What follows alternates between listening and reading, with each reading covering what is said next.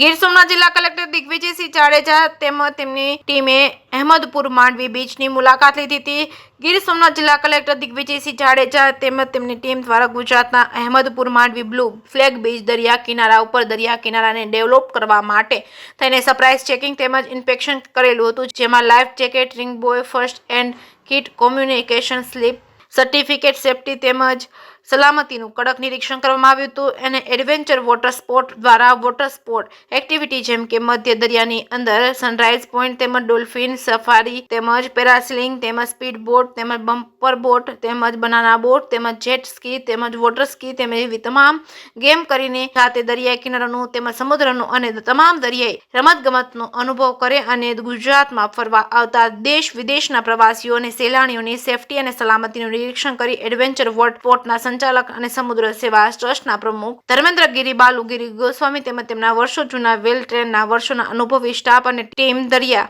કિનારા સ્વચ્છ રાખવા અને ડોલ્ફિન તેમજ વેલ શાર્ક માછલીની રક્ષા કરવા માટે થઈ હતી। આ ટીમની શુભેચ્છા મુલાકાત લીધી હતી। જે કેસની ગુજરાતી સાથે કાળુ આહિર દીવ।